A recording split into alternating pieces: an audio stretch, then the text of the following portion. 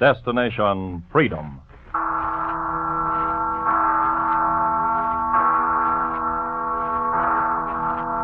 Listen, it's the Freedom Bell.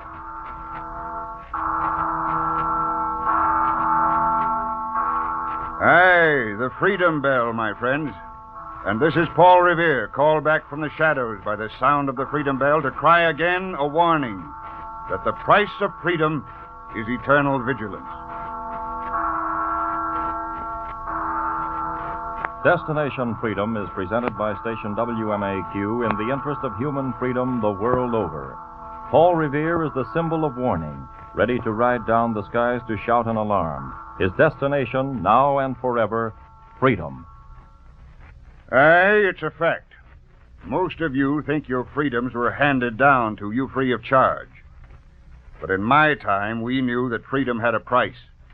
That freedom was not a heritage handed down from generation to generation.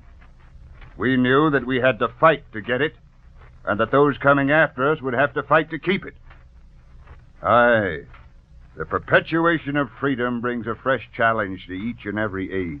Freedom must be won and eternally protected. And what does that mean? Work, effort, and more work. The way to freedom is contained in precious American documents. But those dreams on paper must become practices in reality. Aye, and there's the problem. To remain free takes effort. And to take advantage of the freedoms that are yours requires even more effort. Now, you take Russell Thomas. He was a coal miner, and he applied a basic freedom to his own life when he realized he had a right to a job of his own choice, according to his own abilities. He learned, too, that even little freedoms require great effort. Aye, listen to his story, the story of Russell Thomas. The scene is a mining town in Pennsylvania.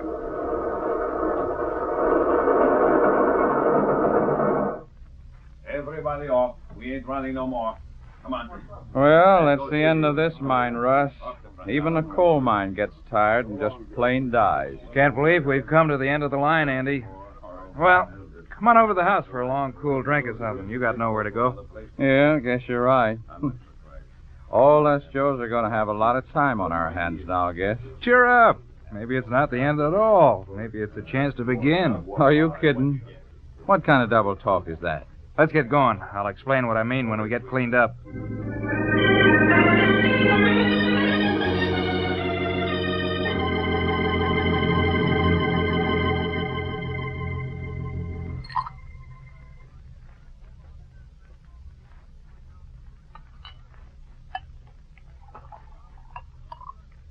No, thanks. That's plenty for me. Gee, this tastes good. That's the first time I've seen you smile today. How can you be such an optimist? We lose our jobs, no prospects, and you grin like you haven't got good sense. Say, what does Martha think about all this? Oh, she wants what I want, like always. Well, what do you want? You got to eat. You got to do something to pay for just staying alive. And you got a kid, which I haven't, thank goodness. What are you going to do, Andy? Me? Oh, I don't know. Odd jobs, I guess, till something turns up. You mean you're going to stay here in Pennsylvania? In this dead coal town? Oh, look, the place appeals to me. I have a little shack, and it's practically paid for. At least the bank stops breathing down my neck. I have a wonderful view. I can eat off my vegetable patch, have a few chickens. I'm not really so bad off. But honestly, Russ, I am worried about you. Well, don't be. Hey, let me read you something I saw in a magazine a couple of weeks ago. What? You mean you were thinking of taking one of those mail-away courses? No, I'm not kidding. Yeah, listen. Here it is. One of the basic rights guaranteed in America and under our way of life is to work where, when, and how he pleases. Oh, yeah? That's interesting, if true. You don't believe it, huh? Do you? Yeah, I see you do. And you are crazy. Why? Well, because you gotta work where, when, and how your job tells you to. Otherwise, you don't eat. You got no place to come in out of the rain. You can't pay the doctor, and it's... well, oh, what's the use? If you don't see that's a lot of rainbows, what can I say? Finished? Yeah. I'll tell you why you're wrong. Now, take me, for instance. I've been a coal miner all my life because my dad was a coal miner, and I was plunged into coal mining before I had a chance to get my breath. I never knew what I really wanted to do. Now, I've got a chance to get out of this town, to find out what I want to do, what I can do. I'm not going to look for another coal mine. Well, why don't you stay here and do something else then? Because the view from my front porch isn't enough, Andy. Do you understand that?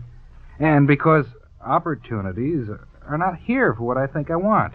Oh, gee, I never heard you talk like this before, Russ.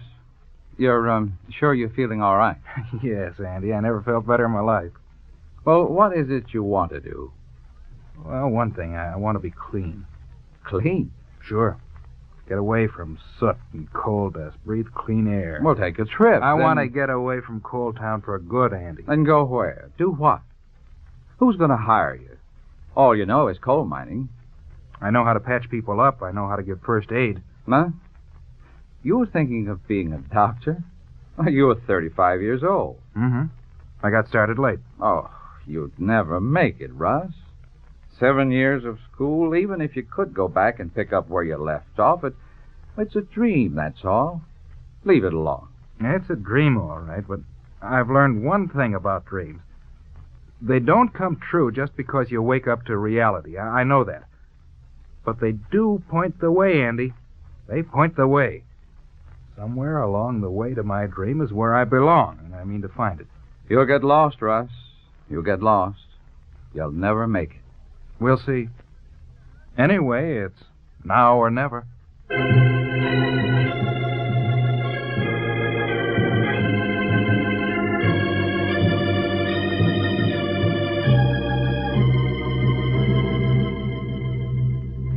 Hey, you can tell now that Russell Thomas had a dream. The American dream. But even in America, dreams are difficult to achieve, and their realization tests the very fiber of the man who dares to dream. But Russell Thomas dared to dream, and because he was a veteran, he enrolled in a university. And between the GI Bill and odd jobs performed by his wife, they made out financially, just made out. Meanwhile, in the laboratory... What's the matter, Thomas? Oh, that was an accident, Mr. Austin, but I did feel like smashing it. Having trouble? Well, it's a simple experiment, I know that, but gosh, I don't see what the digestion of a piece of steak by acid in a bottle or dissecting frogs has got to do with healing the sick or relieving pain. Medicine isn't very romantic, Russ. It smells bad. It isn't very pretty to look at.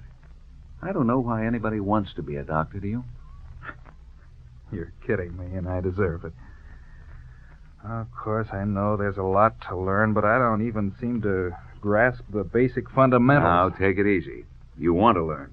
That's perhaps most important. And I see those years stretching out before I even begin to begin. One thing at a time. Now, you give it a try. Start over tomorrow.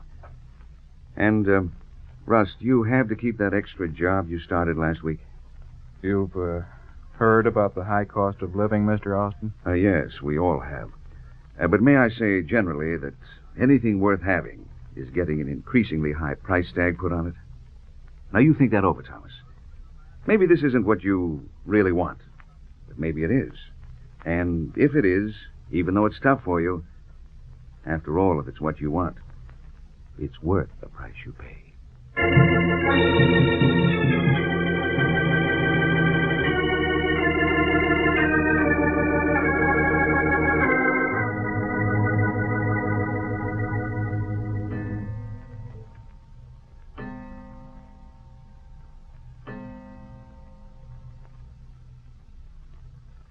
You're not asleep, are you, Russ? No. Sorry, was I keeping you awake, Martha? You were restless. Sorry. What's a wife for? If she can't worry about her husband and help him if she can. You're more than a wife, Martha. You're part of me. You're not very happy, are you, Russ? With you and the baby, yes. No, I mean about what we set out to do.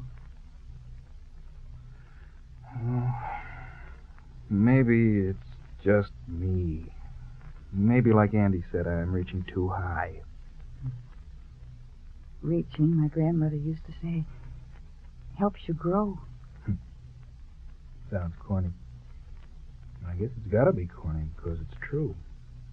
Or so I thought once. You're trying to race to the end, Russ.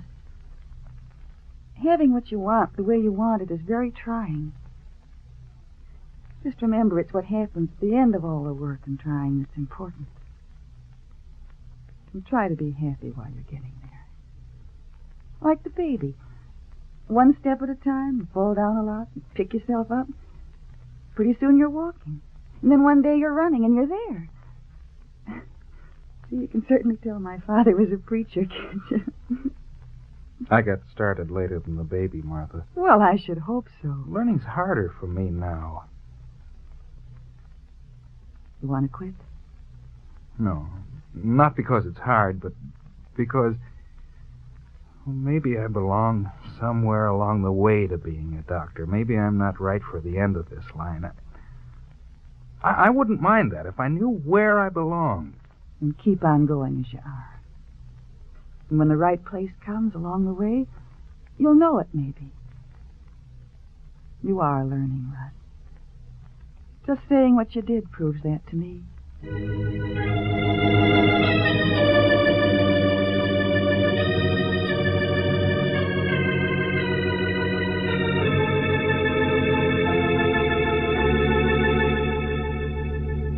But when the time came for a report on Russ to the Veterans Administration, Mr. Austin had a serious talk with him.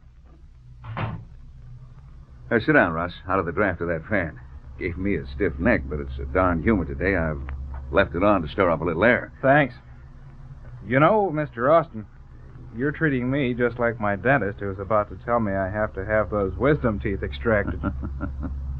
Oh, not exactly, but... Oh, my news isn't too good. You're depending on this help from the GI Bill, aren't you? Couldn't be in this school without it, Mr. Austin. But in order to continue receiving benefits from it, you understand you must maintain a reasonably high scholastic average? And I haven't? Well, your attitude's excellent, which is a big point in your favor. I get E for effort, as they say in grammar school. Cheer up, Russ. I believe in you. I admire what you're doing in trying to find yourself.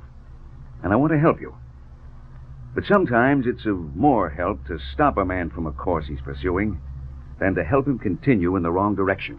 I guess you're right. What you're saying is something I guess I already know. I just wasn't cut out to be a doc. I don't know. You fulfill many of the qualifications. You'd have a marvelous doctor-patient relationship. You're honest, you're sympathetic. But they don't give credits in a university for that, do they, Mr. Austin? It depends on the profs, I'd say. But, of course, there are certain things of a highly technical nature you must master before you practice medicine. That last is what I'm short on, isn't it? Well, let's put it this way, Russ. Your first year hasn't been exactly spectacular. But starting over at 35 is a spectacular decision. I'll recommend that the GI Bill help continues. What? But I want you to do something for me. Well, sure, anything if you think I have a chance. I'd do anything. I want you to take a rest from your studies from the summer. Now, do you have any job you can do? Well, I have a friend in Coal Town who'd put us up if I'd be a hired hand around his place. Fine. You'll eat, and you'll have a place to live and no real financial worries. Spend the summer working and thinking. Read at night if you can in these books. See if they're hard for you to read and understand, or if they interest you. Then we'll talk again in the fall. All right. I don't know how to thank you. Just try to find yourself. Really find yourself. That'll be thanks enough. Good luck, Russ.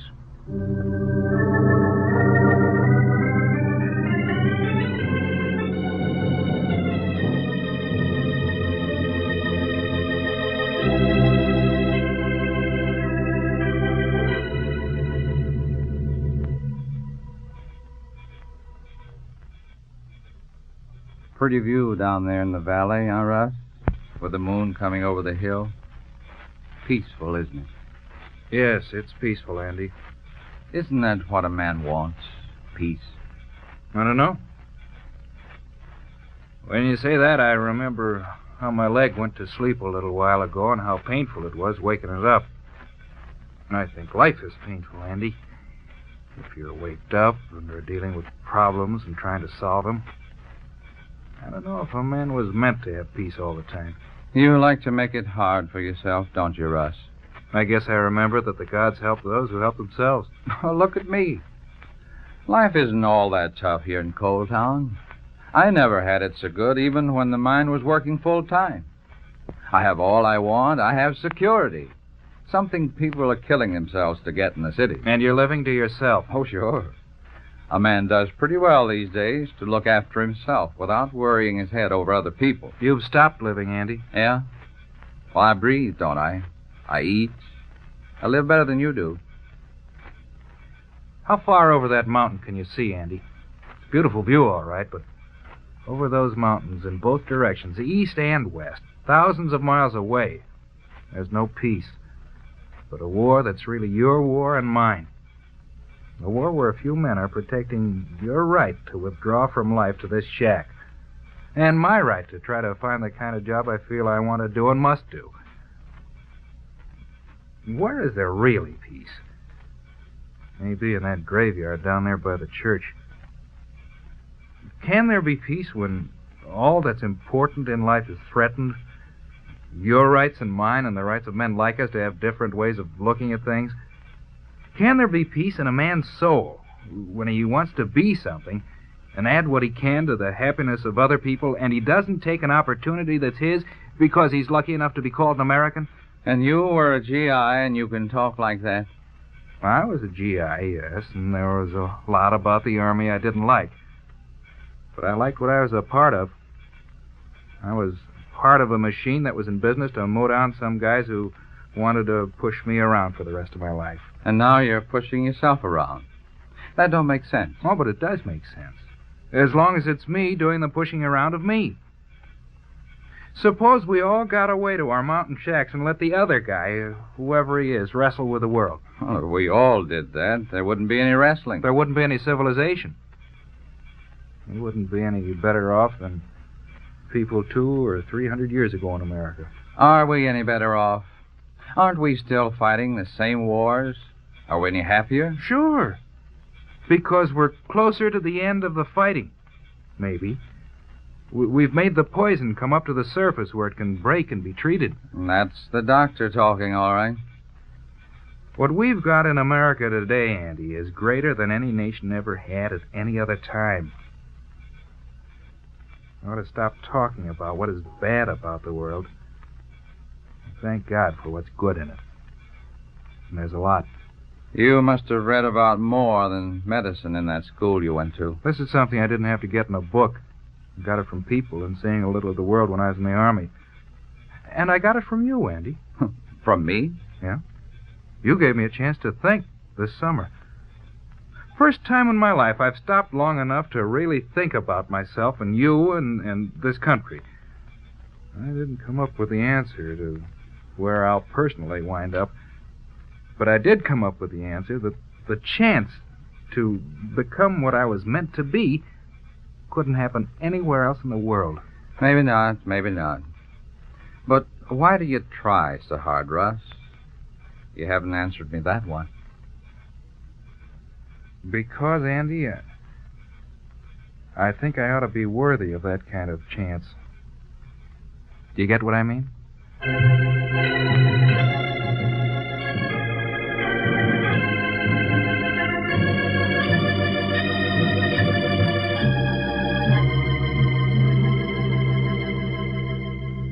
Aye, Russell Thomas was learning, and he was to learn even more in Coal Town before he returned for his talk with Professor Austin.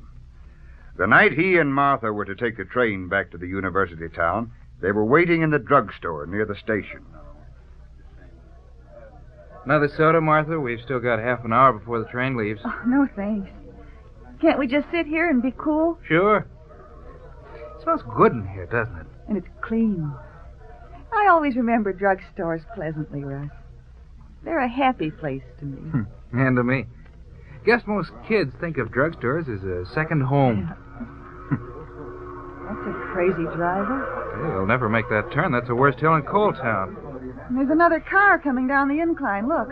Those lights. Hey, they'll crash just as sure as you're sitting here. Look at it. That's so horrible.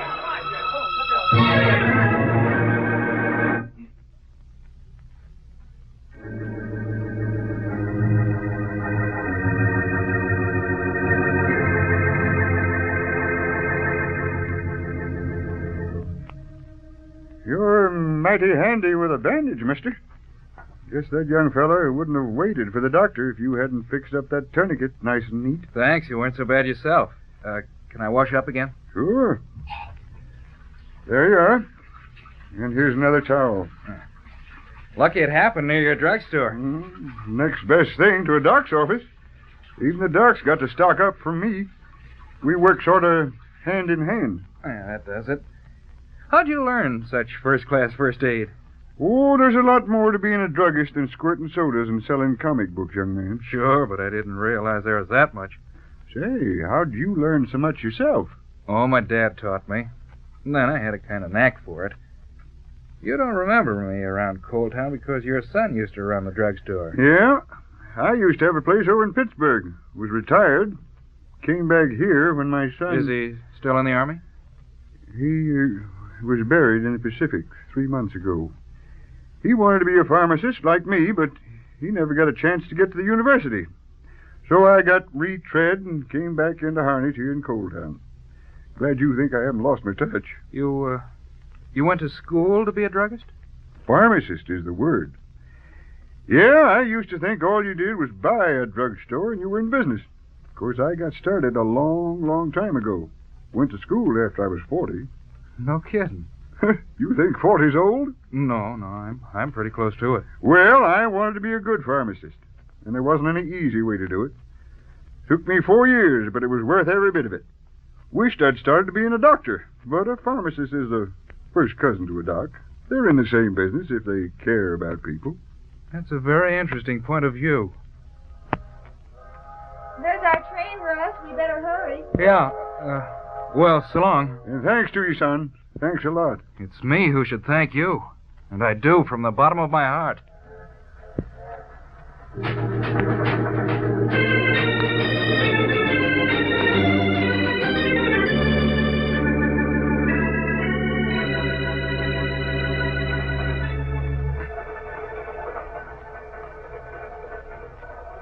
You're awfully thoughtful, Russ. Mm-hmm. There's a pretty marvelous thing you did back there, pitching in on those men. You probably helped save their lives. I hope so. You and that druggist got very chummy, didn't you? Not druggist, Martha. Pharmacist. Well, what do you know? I didn't mean to correct you, Martha, but that's what he said.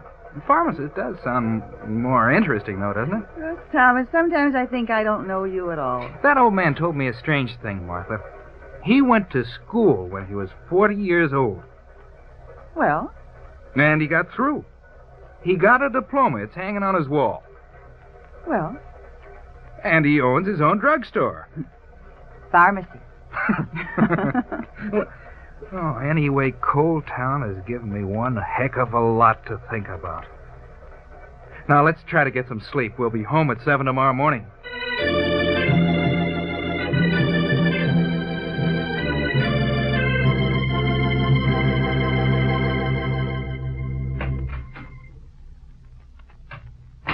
Well, if it isn't Russ Thomas, back ahead of time. Hello, Professor.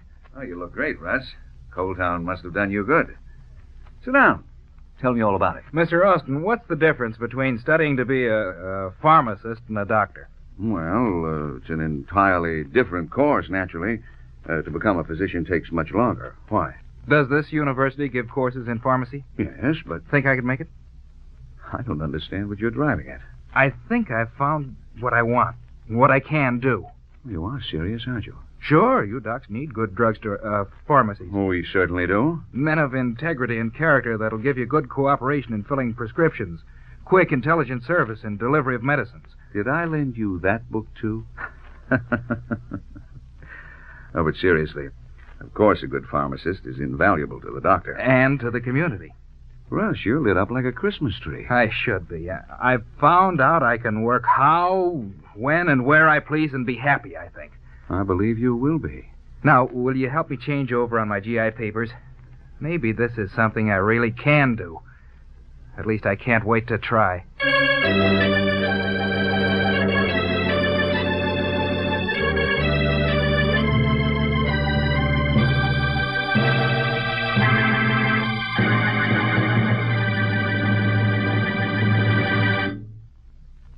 Russell Thomas was a coal miner, and when it was necessary to find a new job, he had a right to choose his job. No one told him what he had to do. And there's no end to his story, for he has the right to dream the American dream, and as long as he has the ability and the courage to meet and solve his problems, he can make the American dream work for him. Sure. The chance to become what I wanted to be couldn't happen anywhere else in this world today. I want to be worthy of that chance. What does it mean to you to possess freedom and human rights?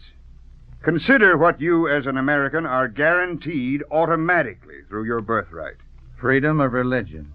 Freedom of speech. Freedom from unreasonable searches. The right to assemble. The right to petition. The right to jury trial and counsel. The right to summon witnesses. No illegal loss of liberty. No excessive bail or fines. Just compensation for property. And those are just a few highlights from your Bill of Rights. Do you know about them? How they affect your everyday life?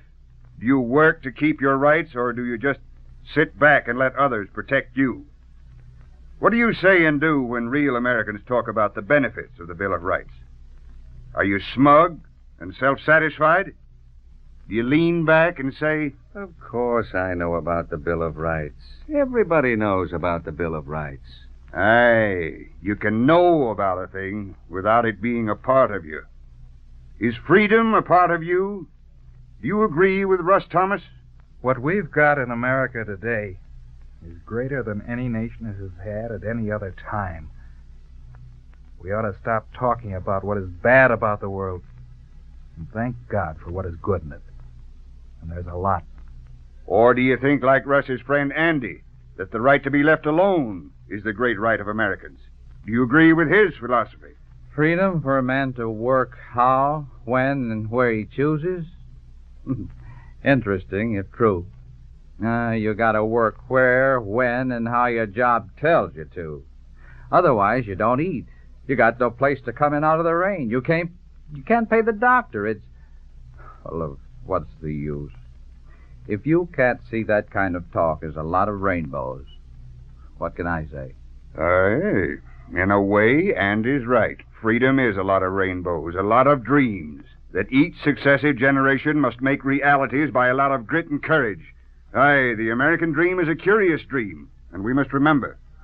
Freedom is not a heritage that is handed down from generation to generation. It is a fresh challenge to each and every age.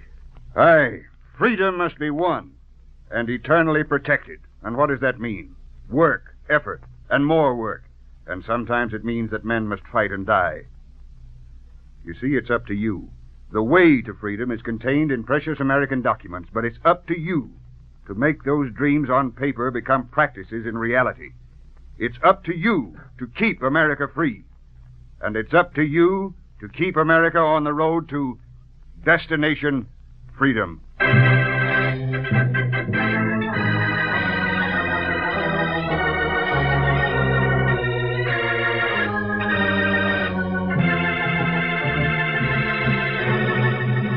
Paul Revere, portrayed by Maurice Copeland, will return next Saturday to narrate another chapter in the story we call Destination Freedom, presented by station WMAQ in the interest of human freedom the world over. Today's script was written by Bill Hodap and produced under the direction of John Cowan. Russ Reed played Russell Thomas. Other members of the cast were Donald Gallagher, Wiley Hancock, and Fern Persons. The special music was composed by Emil Soderstrom and played by Helen Morton and Jose Bethencourt. Our engineer, Al Osterhoff, sound effects by Bill Rose. This is Charles Chan reminding you that the sound of the Freedom Bell is your invitation to follow Paul Revere along the road to Destination Freedom. This is NBC, the National Broadcasting Company.